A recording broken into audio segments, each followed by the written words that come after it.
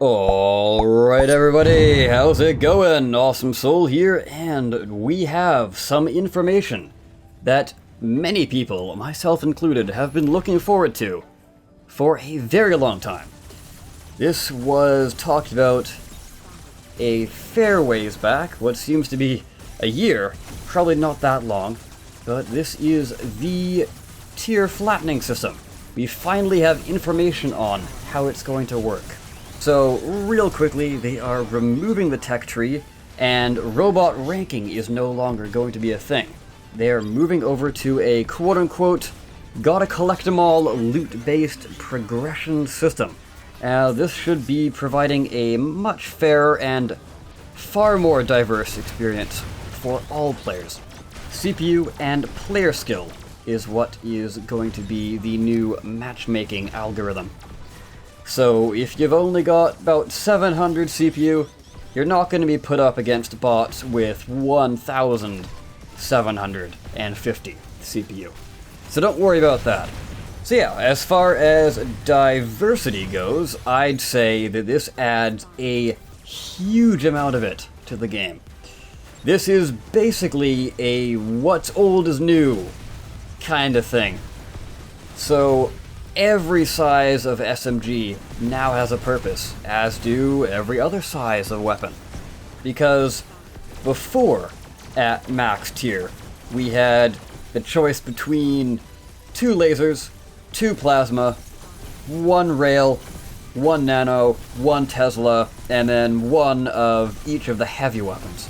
But now, we have a choice between 6 lasers, 6 plasma, 4 rails, 3 nanos, and 3 Tesla blades, each of which having their own unique stats, and they are all equally powerful, but in their own unique way and unique role. So first off, we have the laser gun section. Starting all the way at the end, we have the Wasp, and it goes up to the Disintegrator, as far as the normal quote-unquote variants are. So, starting out at the end, we have the Laser Wasp. This is the smallest one in size, but definitely not in punch. Up close, this weapon is going to be very powerful. But again, you have to be up close. That's where it shines. So its power use per shot is fairly low, at under 1% per shot. However, keep in mind you are firing 16 of these shots per second, so that will add up when it comes to your power usage. It's not quite as low as it might appear to be. It also has the highest spread of any of the SMGs. Or I guess they're called lasers now. I still have that old way of saying it in my mind. I don't think I'll ever shake it. Anyways, it also deals the lowest amount of damage per shot. Now, a lot of people have been saying that the Wasp, or well, not a lot, but a decent amount, have been saying that, oh my gosh, the Wasp is the only way to go. It is super overpowered. It is the best laser. I would have to disagree. It looks powerful on paper, but in practice, you have to factor in DPS as a stat is not always correct when used in comparison. Accuracy is a very big and important role in determining the overall damage output of any weapon. This weapon has the least accuracy of all of the lasers, and as such, you're not always going to be hitting. So that highest DPS number is not necessarily correct.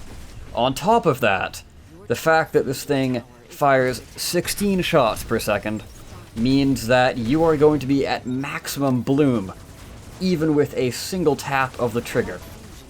For those of you who don't know what bloom is, when you are using your SMG, or I did it again, your laser, rather, if you hold down the trigger, the little arrows will spread apart, and that means that you're now less accurate. So with the current laser, you can fire a few shots per click of the mouse. And what that will do will only increase the bloom slightly.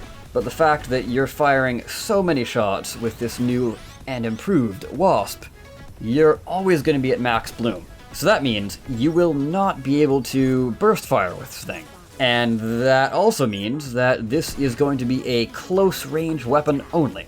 Now, I know I have covered this variant in detail, but I would just like to get that out of the way, because I have seen, again, a fair amount of people say that it's the best, and I would have to disagree. I think they're all going to be useful, but then again, we'll just have to wait and see how it turns out in-game. So, going up the list, it is increase in power per shot, a decrease in shots per second, and a decrease in spread, aka an increase in accuracy. And also, you do have a increase in damage per shot. So assuming you can get these bullets to hit, you're going to be dealing more damage per bullet. However, again, because going up the list, the guns themselves are more accurate, you are more likely to actually hit with each bullet. So that's something to definitely keep in mind when choosing which of these lasers you want on your bot. Now, the Mega variant, the Leviathan, does take a slightly bigger step up in power usage, although it does deal now exactly 3 shots per second. So it does have the slowest fire rate. However, it is fairly accurate. It is actually a fairly big step up in accuracy. So I can see this being used as a very powerful mid-range weapon. Sort of mid to long range is where this thing is most likely going to shine. But probably you can still use this thing close range. It all depends on whether or not this thing gets a health buff. Because the fact that it's such a large target, it is very easy to shoot off. Now, the damage per shot is also something that got a very large increase. Which makes sense. It is the Mega variant. You're spending a lot of CPU on it. So going down to the plasma launcher, the smallest size has the least amount of power usage per shot, but it also has the smallest blast radius, and damage per shot is also the lowest. Now, where I see the pulsar being used is on basically very fast, maybe blink or stealth bots. Because it's using such low power per shot, you can still get a lot of shots off even when you're at half or even less power. And also, because of its low power per shot, the quote-unquote no power DPS is the highest out of all the plasma weapons. Again, anything that has a real low power cost is actually going to have a high DPS compared to the other ones when you are at no power, which is also something to keep in mind when you are choosing which weapon you want. So yeah, like I was saying, when you can get fairly close to a target and just rain death and destruction upon a single target, because keep in mind, the blast radius is fairly small. Going up the list, it is an increase in power per shot, and an increase in splash damage. Or, well, splash radius, rather. And the damage per shot does take a fairly decent step up at each weapon size. The Ravager to Devastator is actually a fairly large step up. Speaking of large steps up, the Mega Weapon is gonna be in a class all its own, basically, because with that power usage, you can only fire 3 shots before you are completely drained. It does actually have an increase in blast radius compared to what we have currently, which is nice. And the damage of this thing is incredible. Not super overpowered though. If you can hit with all 3 shots that's essentially the same damage as an ion distorter up close, which is fairly powerful, but again, you gotta keep in mind, you can only fire 3 shots. You have to hit all 3 shots if you want that high power, or high damage output, rather. And it's gonna leave you drained. So with the Goliathan, you might want to have it coupled with a low power cost weapon. That's probably where that's going to shine. Going down, the rail cannons. The Piercer, all the way up to the Eraser. So the smallest size is also the lowest power cost per shot, but it deals the least amount of damage per shot. The Eraser, on the other hand, lets you dish out a lot of damage. And I mean a lot. However, you're only going to be able to get about 2 shots and then wait a few milliseconds and then fire off a 3rd shot, because that power usage is very high. But again, the damage and accuracy of this thing is very powerful. So the Eraser, I see that being very good on fast and nimble stealthy bots. Fire off a few shots, deal a lot of damage, spot the target for others to finish off, and then reposition yourself maybe with a cloak module or a blink module, and then go to town on someone else. The Piercer, however, I see this being used as a secondary or alternate weapon on a tanky bot, because it has low damage, but also a low power cost per shot.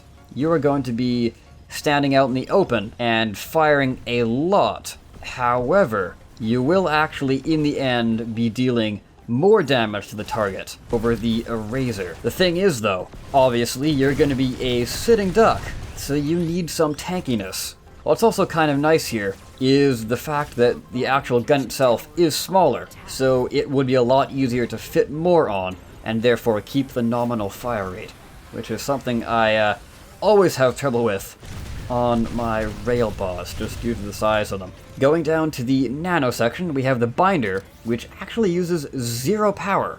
We have the Mender, which is the middle range one, which uses a small amount of power and a fairly large step up in healing, actually about 3 times over the Binder. And the Constructor. Now this is your ultimate burst healing, I was gonna say weapon, but it's not exactly a weapon now, is it? Now this heals quite a lot, about 40 blocks or so per shot, which is quite powerful. Now, with these, the way I see it, on a support bot, you want to go with Constructors and Binders. Here's why. You do the crazy burst heal on someone with your Constructors, and then with the Binders, you can then switch to those, and because they use 0 power, you can let your power regenerate and then go back to the Constructor, and you're always going to have a healing output, which is going to be very, very, very good. But again, this is going to be used on a support-specific bot, just due to the fact that all of those nanos are going to take up a lot of space and CPU. Tesla Blades. Now this is where it kind of gets interesting. Actually, it's been interesting this whole time, but it gets even more interesting because this is actually a fairly big change. The Tesla Slicer deals a decent amount of damage, but it uses 0 power to do so. The Ripper uses 25% of your power per burst, I guess you want to call it, and that's actually the same as the Ion Distorter. It actually deals about, well, slightly under 2 Ion Distorter shots for half the power cost. So the Tesla Nova is actually living up to its name now. It deals an insane amount of damage, over 3 Ion Distorter shots worth of damage. The catch is, though, you need to have a full power bar in order to do this. If you are at 80% or even 90%, this is going to deal no damage until you're actually at full power, and of course you're touching the enemy. So the best loadout for this, I would say, that the Slicer is your backup Tesla, and the Nova and Ripper are your main quote-unquote Teslas. So I can see maybe 2 or 3 Novas on a bot, and then a bunch of Slicers. So you go in, boom. If they are somehow still alive after that with your Nova, you can then switch to your Slicer and then finish them off, because 30,000 damage per second is nothing to sneeze at. Anyways, a final note. I would like to read this off because it is fairly important. A huge thank you to all the crafters that have stayed with us during Robocraft's many balance changes and mechanic reworks of the past. Now pay close attention to this point. It is quite important. This final large balance change. Yes, this is the last big huge rework we are going to be seeing. Everything from now on is just going to be new parts, new game modes, new maps, and new, well, whatever else they come up with, really. So yes, this final large balance change and new progression system is a huge leap forward for Robocraft, moving into beta and out of early access later this year. So all of this is fairly exciting, and as usual, I would like to hear from you guys. What do you have to say about all of this information we've been given? Are there certain variants of weapons that you personally would like to use? Are there certain combinations that you think will be very powerful? Let me know down below. Well, with that, I will end the video right here. I've been the Awesome Soul. I thank you so much for watching, and I'll see you next time. Take care.